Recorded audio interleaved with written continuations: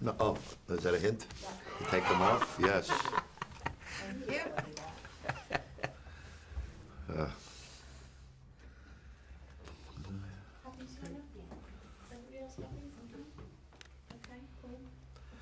I love the fact when I first heard about this movie, when it played Venice and the kind of great response it got and the great response you've been getting for your performance, I kept thinking of Muhammad Ali on October 30th, 1974, coming off the ropes in the 8th round and winning Rumble in the Jungle. It feels like one of those sort of spectacular moments that nobody expects.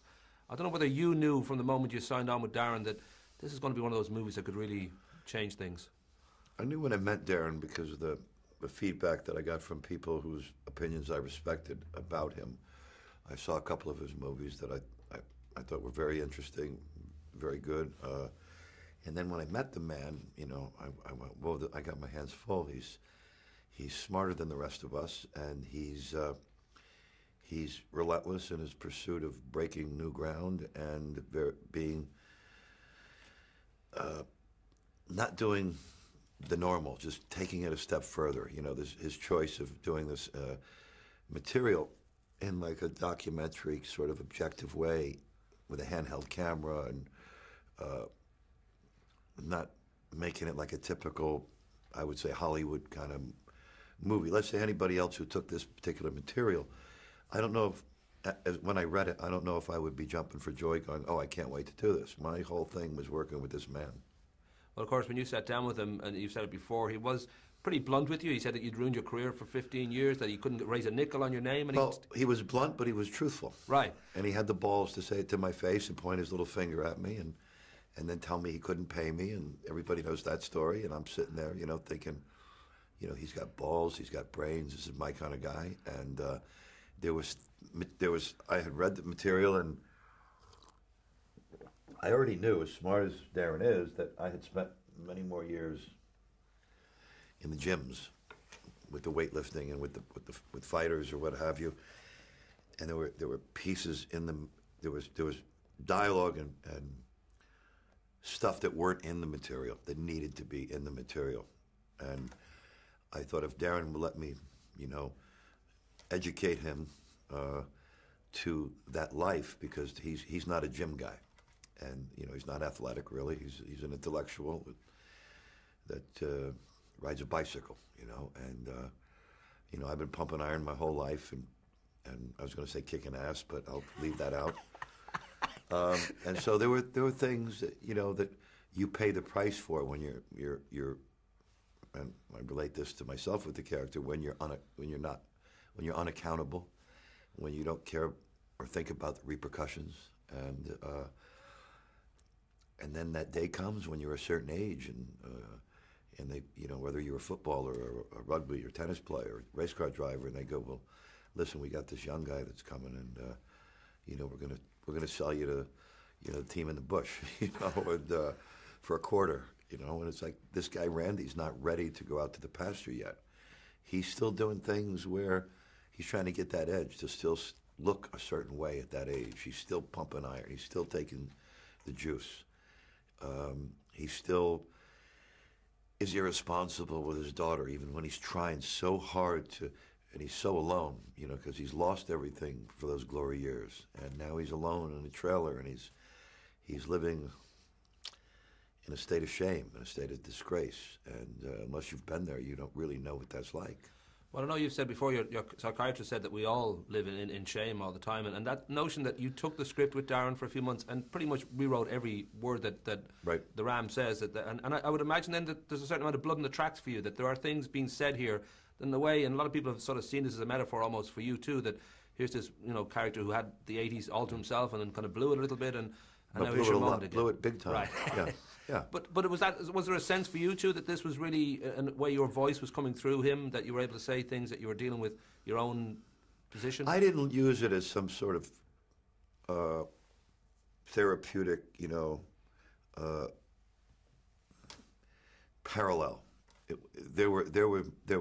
What I did is, when I rewrote my dialogue with my daughter, I wrote it so it would be personal, and the stuff that I said to Evan and to Evan Rachel Wood, and the stuff she said back to me, I didn't know that she had certain issues with her father.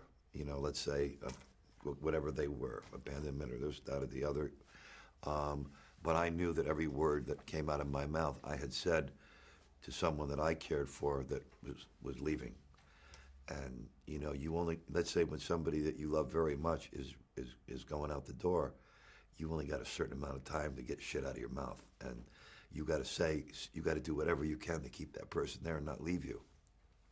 The notion that just about everybody feels that you're going to get an Oscar nomination for this, and there's a real sense that this is your moment again. I don't know whether that's something you allow yourself to feel, whether it's been since Venice, your feet haven't touched the ground, so you haven't really been able to sit down quietly and think about such things. No, I think about it quite a bit because, there was, after about 10 years passed and I was still out of work, I always had hope that I could work again on my ability. I've always been confident on my ability.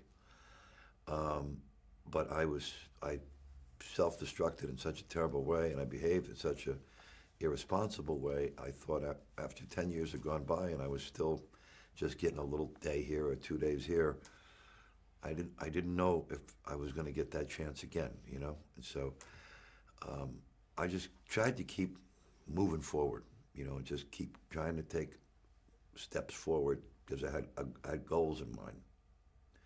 And I finally had I couldn't do it by myself. I finally had a young agent who said, if you listen to me and you do this and you do that, stuff I didn't want to do, he says, I'll bring you back.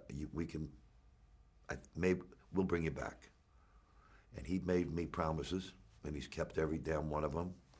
He put his career on the line because this big agency, ICM, they weren't jumping up and down going, oh, gee, we got Mickey Rourke. It was more like, that's your headache. And he kept every promise he made to me, and I kept most of the ones I made to him. And he asked me a particular question. I'm not going to say what it is. And then I gave him the answer. And he goes, that's all I want to hear. And from then on, this guy, it was the first time in my career ever that I had an agent that he rolled up his sleeves for me. I mean, we have our days where I want to kick him in the behind, but he really went to bat for me, and you can't do it all by yourself. I know my half hour is nearly up, so very quickly, your parents, Philip and Anne, there's an Irish... okay. I was going to say the Irish thing of just that. I don't know whether you've ever been sort of given any kind of clue as to where that Irish connection comes from. I'm just naturally over from Ireland, so I'm curious if you've ever it has to do with somewhere in Cork, but I didn't ever get into it because all the men in my family drank themselves to death in their 30s and 40s, so there wasn't a lot of communication. Sounds like Cork, all right. Yeah. And they all own bars, so And just very quickly, do you feel sort of slightly frightened by the fact that there's now parades almost for you, that this sort of, all the things you wish for are here, and sometimes that's the most frightening thing, that you say, what do I do with this? Not really, but not because you live in a not so much a desperate, or I would say living in a state of hopelessness where I couldn't get anybody to trust me or give me a shot or whatever. This is like a breath of fresh water. This is people. Somebody said to me yesterday, well, aren't you afraid that you're going to go back again and be your old, mad self? And I said there's no goddamn chance of that. That's not going to happen. Not where I've been. I mean, if I was, 25 again, I may probably, definitely. But somebody else asked me an interesting question. They said, well, do you think you could have given the same performance 15 years ago? And I said, yes. And then I kind of thought about it a little bit, and I had to honestly say no. Because I guess I had to take that journey, and everything that came with that journey, and everything that I destroyed and lost is all a part of me now, and that all of that is brought into the character. So, no, I couldn't have done this same performance 15 years ago. Rock and roll is a great one. Thank well you, done, brother. son. Thanks. Cheers, man. Got it.